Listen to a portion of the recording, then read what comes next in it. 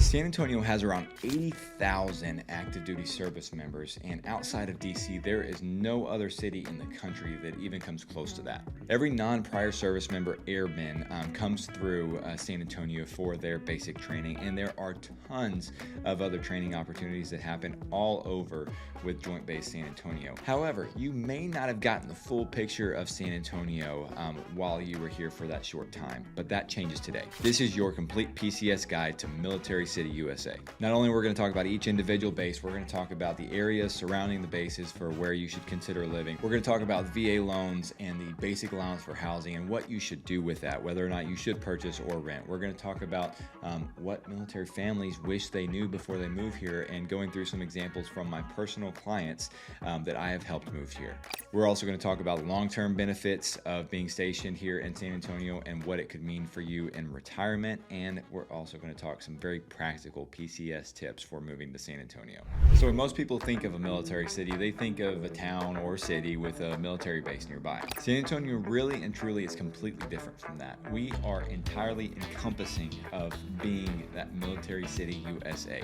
So San Antonio has 3 separate main bases, okay, and they comprise of Joint Base San Antonio. You're talking Lackland Air Force Base, Fort Sam Houston, and Randolph Air Force Base. You can also add in Camp Bullis, which is a big training facility, Army training facility up on the north side as well. So overall, you have about 80,000 active duty personnel, 9,000 Guard and Reserve members, and then 35,000 civilian support personnel for all of the military bases here in San Antonio. Now, if you are a non-prior service member airman and you came through Lackland for your basic training, so whether you are in the Air Force, the Air National Guard, or the Air Force Reserve, this is where you came, so you know San Antonio already in some small way. Not only are we home to tens of thousands of active duty personnel, but also tens and even hundreds of thousands of retired veterans choose to come back here. And a lot of it has to do with the tax structure, but we'll get into that a little bit later in this video. So when it comes to everything that San Antonio offers from a military perspective, San Antonio really has a very, very high national security presence. Lackland also hosts cyber warfare units and network warfare units, as well as the NSA's Texas Cryptologic Center, which operates right here at the Medina Annex. And then there's a civilian contractor side. I know multiple people that are, retired veterans, and they go into the civilian side after they're done with the active duty side of things. Because of the density of the mission partners here across Joint Base San Antonio, with more than 200 separate units, there is a really strong civilian and GS job market here. But you really got to pay attention, because San Antonio did not become Military City USA by accident. It earned that name over multiple generations of continued growth in this field. But before any of that context matters, you need to know which corner of the city you're going to be living in and know more about that area. So speaking of making the most out of this assignment, we're going to talk a lot about everything you need to know about moving here and kind of what that involves. But if you are looking at making a permanent home or a long-term home here in San Antonio, I would love to help you guys out. My name is Michael McCall. I run the Life and SATX home group here. We're a very, very small group of very dedicated individuals that work with families just like yours, whether it's military, non-military, that are moving here to San Antonio and need some help just with guidance in the areas. So our contact information is down in that description below. Call, text, email us anytime, days, nights, or weekends. You can also schedule a call directly with us at that Calendly link that connects directly to our calendar, so that you can get on a call with myself or one of the people on our team that knows just as much about this area as I do. So would love to be a resource for you guys in that regard. So something that catches a lot of families that are moving in here off guard is that each base, a part of Joint Base San Antonio, sits on a completely separate side of the city and really dictates where you're going to be looking at living. So let's walk through each one. First up is Lackland. So Lackland sits over on that far west side of San Antonio. This is where your basic training happens. This is known as the gateway to the Air Force because of that. Lackland is the largest base by personnel out of all 4 of the bases, with 24,000 active duty service members, 10,000 DoD civilians, and 11,000 contractors that work within Lackland. On top of the basic training for the Air Force, they also handle a lot of other technical training from a wide variety of different aspects of the field. And because of that, you have a lot of different trainees that are coming here from all over the country that filter through here year in and year out. Next up is Randolph Air Force Base. So that's situated over on that kind of east-northeast side, right there there in that Church, Cibolo, Universal City, Converse area of town. If you live over near Randolph Air Force Base, you're going to notice it because this is where a lot of the flying training occurs. In fact, it's actually nicknamed the show place of the Air Force. They're constantly doing air shows. You're constantly seeing planes going in and out. Again, a wide variety of different types of planes. And if you're living over in that area, you just kind of get used to that jet noise. Randolph is actually home to the Air Education and Training Command, so there's a good chance that if you are becoming a pilot or an instructor for the Air Force, that you're going to come through Randolph at some point. Now, San Antonio isn't just about the Air Force. Fort Sam Houston is the Army-centered base in Joint Base San Antonio. The main mission of Fort Sam Houston is essentially the medical training field of the Army. Fort Sam Houston has the Medical Education and Training Campus known as the METC, which graduates more than 16,500 students throughout the year. The Fort Sam Houston is also located right there near downtown, so it's the most centrally located base out of the bases in San Antonio. As far as size goes, you're looking at 36,000 active duty and civilian contractors that are working within Fort Sam Houston, and that supports about 48,000 family members and 76,000 retirees. And number 4 is Camp Bullis. So Camp Bullis, like I mentioned earlier, is on that north side of San Antonio, but it is not a true housing base essentially. It is a training facility.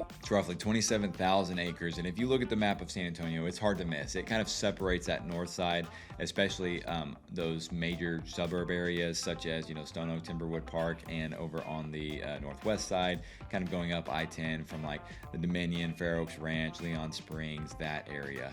It kind of separates the two and makes it a little bit more difficult to travel around those areas back and forth, at least. Now that you kind of know where each of these different bases is located, let's talk more about the long-term financial decisions of your move here and what you should do with your housing options. So one of the beauties of the affordability of San Antonio is that your basic allowance for housing can go a long way, not just for renting, but you could potentially use it for buying your first home and getting a start to your real estate portfolio if that's something you're willing to do and open to looking at all of your options fully. So when you look at the 2026 BAH tables for the San Antonio area, you can see that the typical with dependents BAH allowance for a lot of the enlisted and officer ranks can support buying a house from that low 200 range all the way up to that mid 400 range. Always make sure you go and calculate your exact BAH before kind of making some long-term plans like this, especially if you're trying to buy something quickly.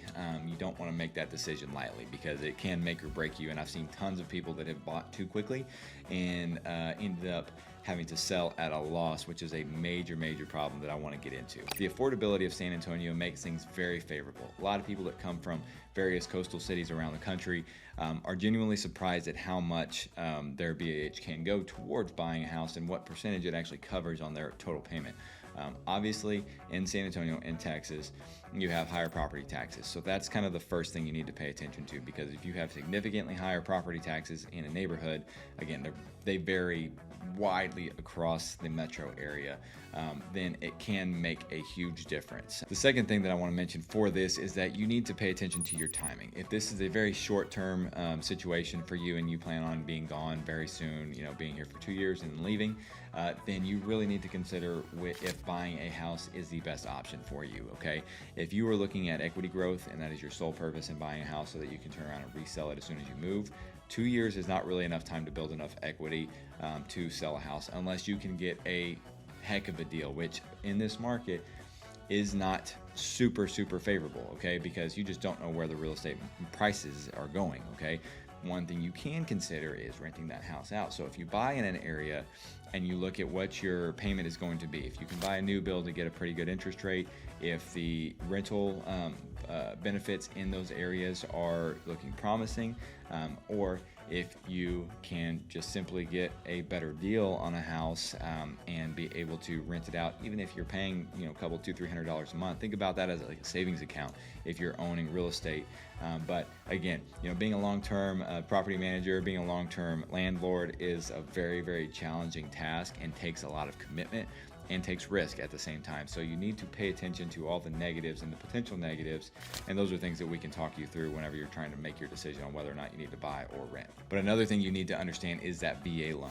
VA loans typically have much lower interest rates than the conventional loans that you could get otherwise. You do not pay any of that PMI, which is the the mortgage insurance for the loan. If you put less than 20% down on any other loan, conventional or FHA, you have to pay that PMI, which can range from a few $100s a month to as little as like $100 a month or so.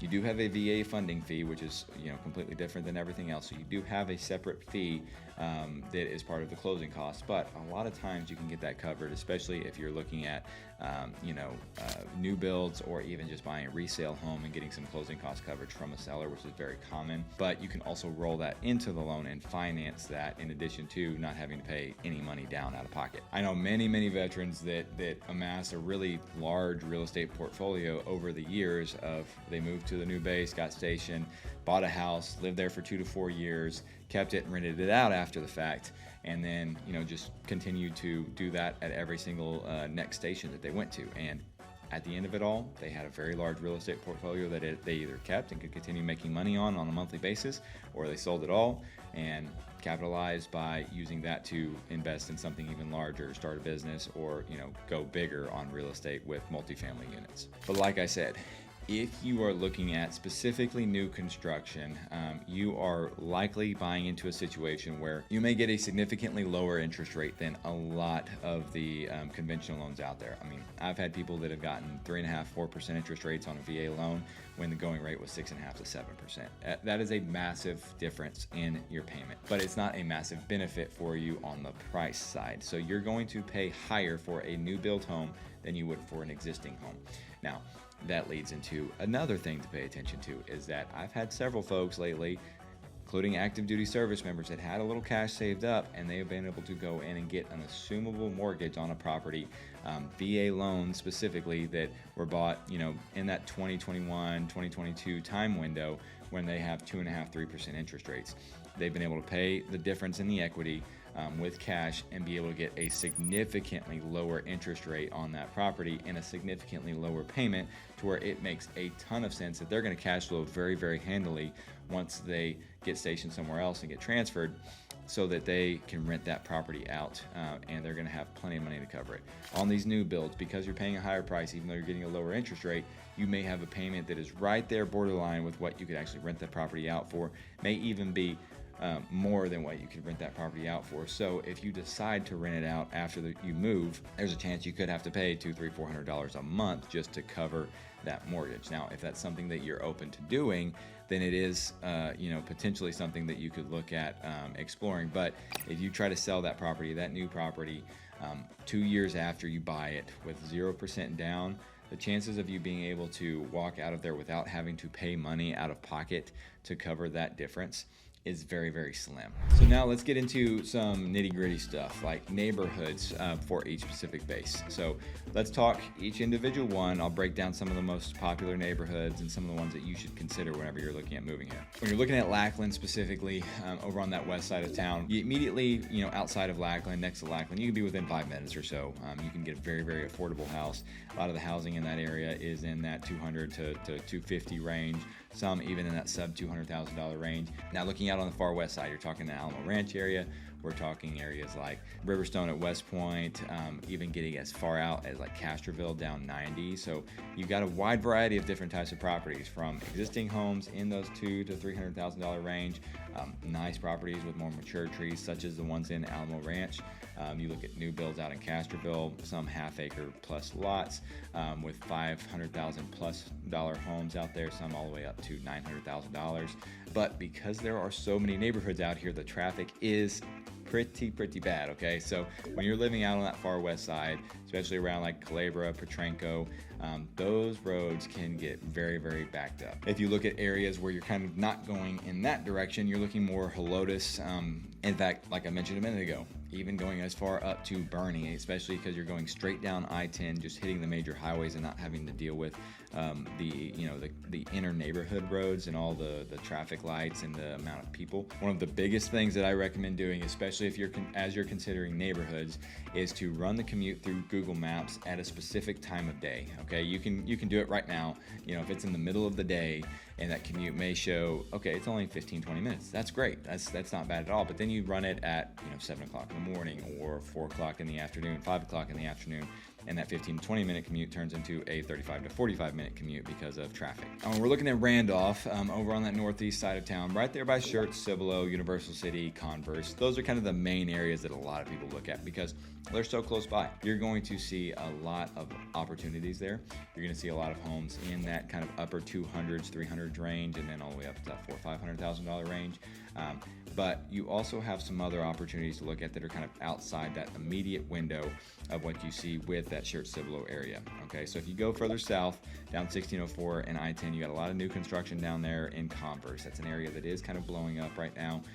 A lot of affordable new construction in that $200,000, like low $200,000 range, as well as, going up to that, upper 200s to low 300s range for homes that, say, on the north side of San Antonio would be for $500,000, but you can get those in that 350 to 400 range. If you're willing to commute, you can also look at some other areas. Now, 35, I will tell you right now, 35 is a bear to deal with traffic. So just like that Culebra Potranco, like I mentioned over there on the far west side, 35, if you wanted to live, say, in New Braunfels or even on that west side, southwest side of New Braunfels, dealing with 35 traffic is one of the banes of my existence. Now, you can also look at some of the areas like Stone Oak. Stone Oak is an area that is got very, very highly rated schools. It is very, very popular because it's more established, less new construction, lots of those rolling hills that a lot of people love. And I've had several folks that I've helped that have bought in Stone Oak, and they commute down to Randolph or even to Fort Sam.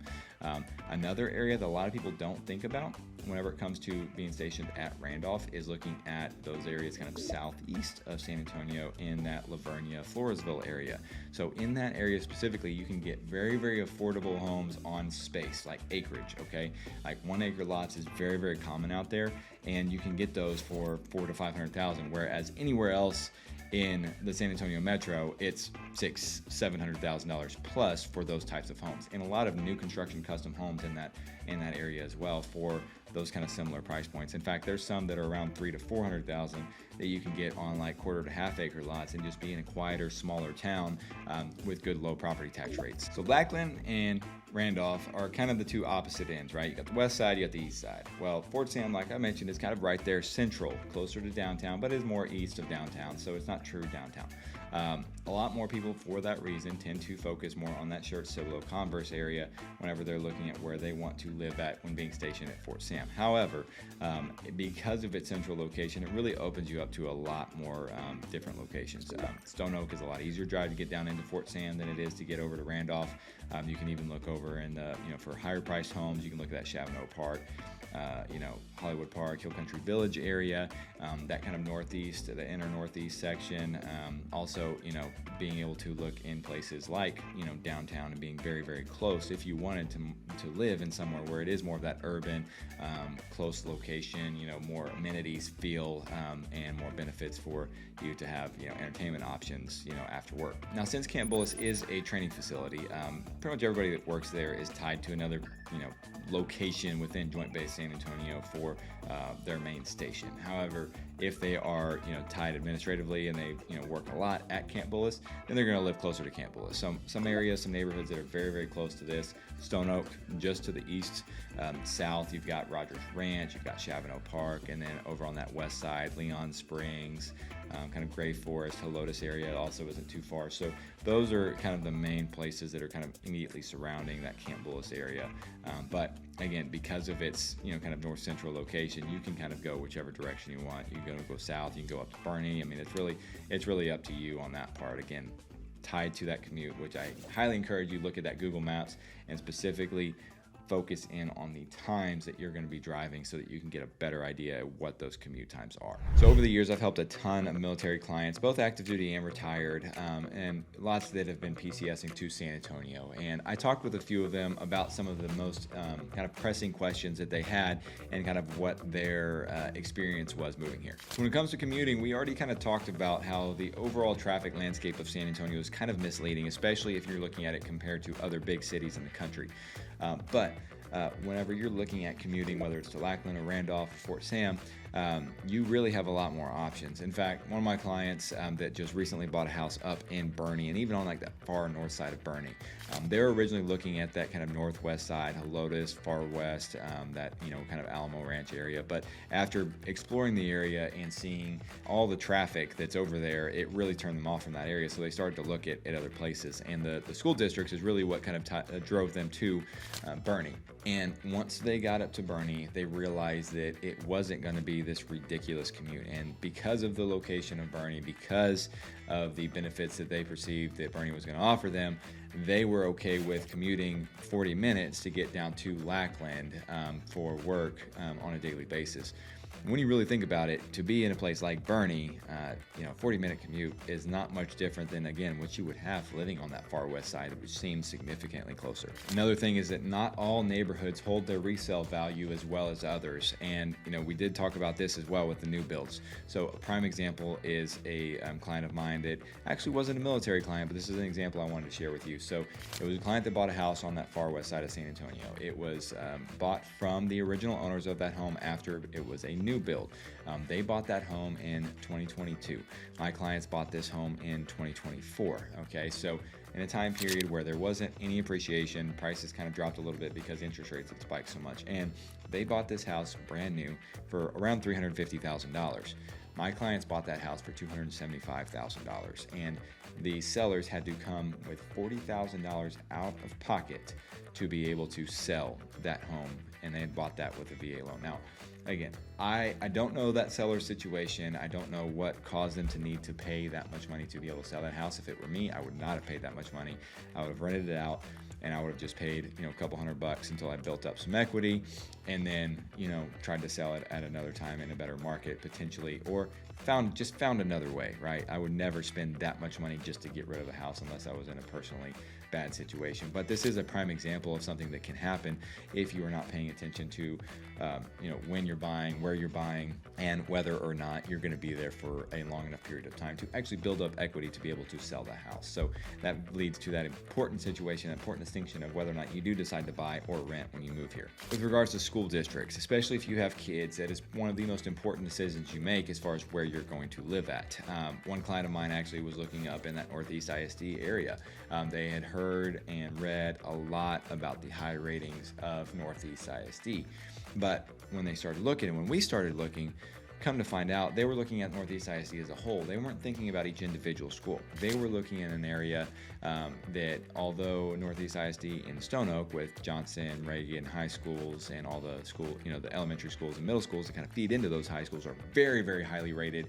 The areas south of 1604 within that 1604 boundary are not as highly rated. And so that was a big shock for them, because they had already been looking in these areas where the prices were significantly lower than they were up in Stone Oak. And that does lead to another thing. Long term, your resale value is going to be tied a lot to the school district. You look at places like Alamo Heights School District, Alamo Heights Independent School District can be, a home that is worth a couple $1 million, and then across the street, if it's in a different school district, it can be less than half of that price, maybe even a quarter of that price in some situations. So it is a very, very, very big factor where the school ratings are in the area that you're choosing. Another really underrated part of San Antonio, and what people don't really pay attention to, is that military clustering in certain areas and how concentrated the amount of military families is very, very high in some areas and not as high in others. Now,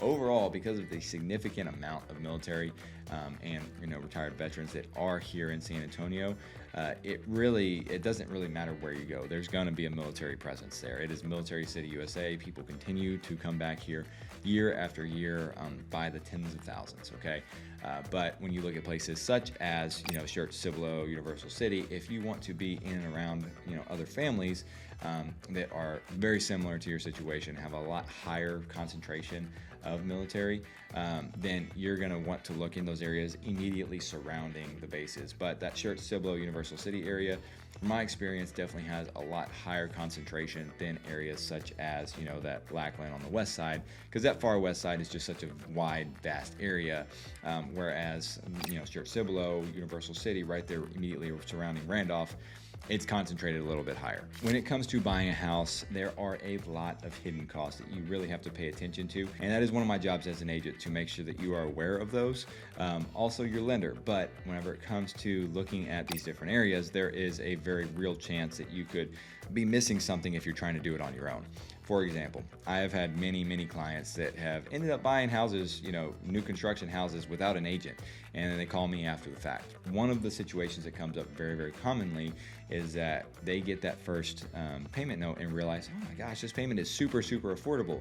But what they're not paying attention to is that the property taxes for that house are actually being based off of the land itself, not the house. So you're basically paying no property taxes for that first year, because the property tax value for that first year is only based off the land value of that home, which again is next to nothing. Now, it's not something that your lender should be doing, but these builders and some of these builders' lenders will do it without explaining everything to you and explaining how it works. And if you're not really paying attention to it and understanding where your payment is really coming from, then you can get in that trap where your payment drastically increases, and it's in a level that you were not expecting and you're not comfortable with anymore. Same thing for insurance. Your insurance is always going to go up on that first year after owning a brand new house. You may have a $600 to $900 a year insurance number that you're paying for that first year, and then that next year jumps up to $1,200, $1,500 a year. And so you have to be paying attention to that, especially whenever it comes to new construction. Another thing with, again, a lot of these new construction houses is that you tend to have some of these that have those mud taxes. It's a municipal utility district. You can have a neighborhood, let's use Bulverde for example.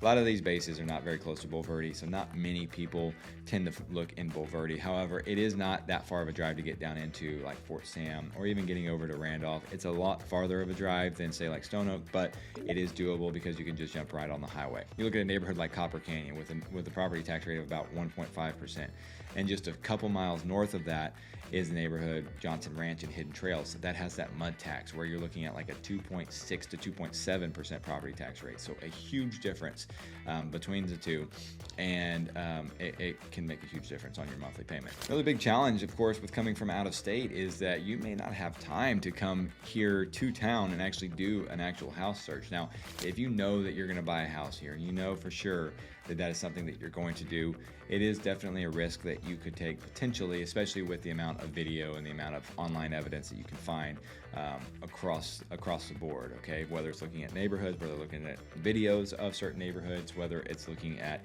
just information on Facebook groups. You can look at the Facebook groups for each of the individual bases. I'm sure there are plenty of them out there for you to explore, and lots of advice that you can get on areas to look at from those people that you're going to be working with. And then just talking with coworkers one-on-one.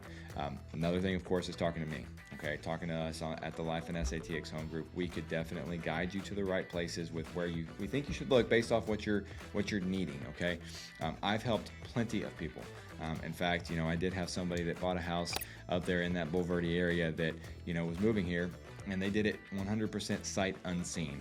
I didn't even meet them until they actually bought that house, and it's something that is kind of scary for a lot of people, and is also scary for me. Okay, but it is something that I have done multiple times when the situation is right, and we talk through all the details. That is one of the things that we pride ourselves in, is knowing the data, knowing the numbers, and knowing the specifics of what exactly it is that you're looking for, to make sure that we are guiding you to make the best decision for you. Ultimately, it's all your decision. Now let's zoom out again and dive into why I personally believe, and I'm going to back it up with some data, on why San Antonio might be the single best place for somebody who is a 100% service-connected disabled veteran to live in the entire country. First, you have no state income tax. Zero, none, not gonna ever happen. So that's already a big benefit between places like California and Illinois and New York. And that itself is a benefit whether you're 100% disabled vet or not. Now, if you are and you have that 100% disability rating, or even if you know that you're working on it and you're planning on having it, buying a home in San Antonio and in Texas as a whole gets you zero property taxes. That means zero. That means there's no cap on the price of the home. You can have a $5 million house. You pay zero property taxes on that home. Now that's a bit of an extreme example, but if you look at the common cases, I mean, thinking about a $400,000 to $600,000 house, right? Kind of the, a nice house, newer home, good layout, maybe even a little bit more space, on an acre, half acre or so lot. You can get into one of these houses and save that $8,000 to $12,000 a year that you would be paying in property taxes. And then, of course, if you can afford a higher priced home, then you get into that home and you can save even more. And like I mentioned already, especially for you guys that are retired, I mean, it is a melting pot of a wide variety of different military families that live here. I mean, there's nearly 160,000 veterans that live in the San Antonio area. And a large amount of these people were stationed here and then ended up just falling in love with it. They may have been moved elsewhere, but then they came back.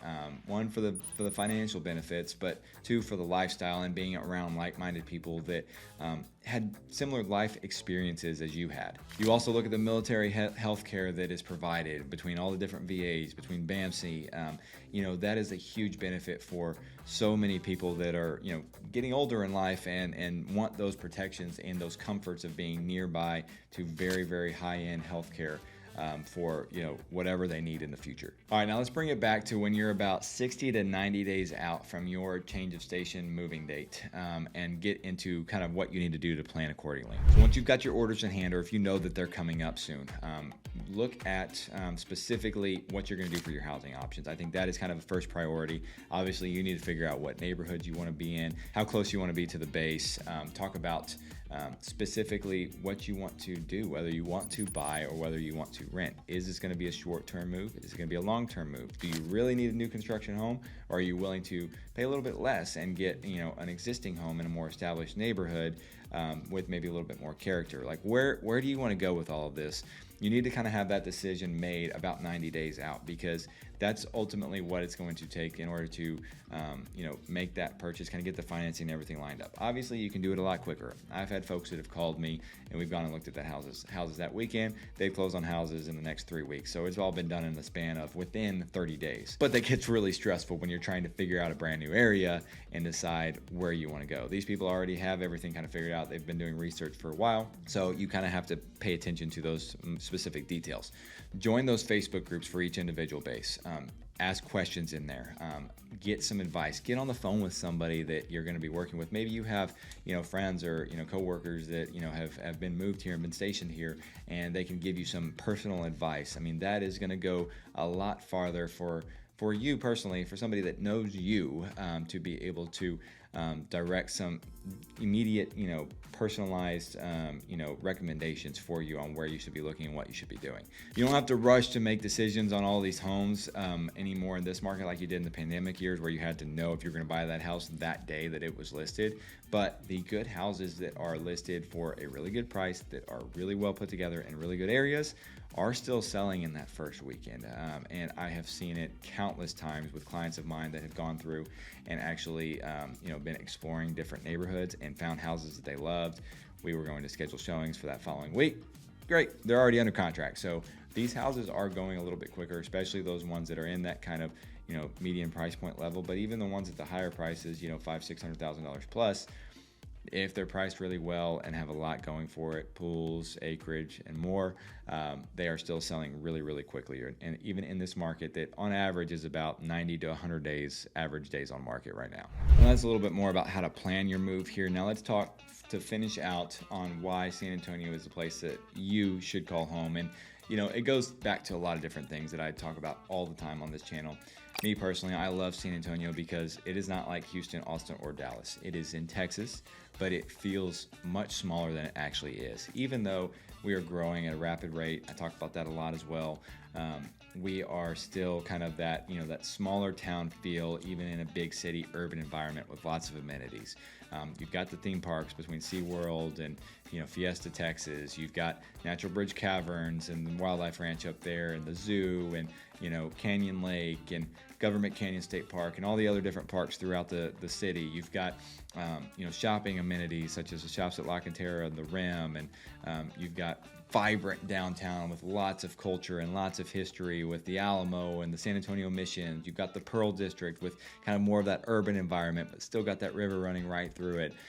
You've got so many things going for it that really make San Antonio just a full bore, good quality of life place. And on top of all that stuff, you have one of the lowest cost of livings of any big city out there, and about 9 to 10% on average below the national average. So making housing more affordable, making just daily life more affordable for everybody. And to be in an area that is so vibrantly proud of its military presence and calls itself Military City USA is such a unique opportunity for everybody that is looking at being stationed here in San Antonio. So if you guys are looking at having a full in-depth conversation about moving here to San Antonio and what your PCS could look like as you get here, we would love to have a conversation with you. So shoot us an email, give us a call, text, and we'll schedule a call with you guys to break down your situation, specifically tailored to your needs and everything that you're looking for. Again,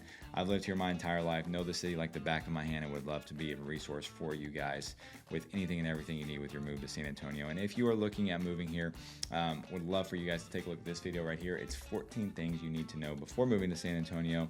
Just kind of breaks down the city as a whole, more in depth than we got in this video. So until the next one, guys, we'll see you there.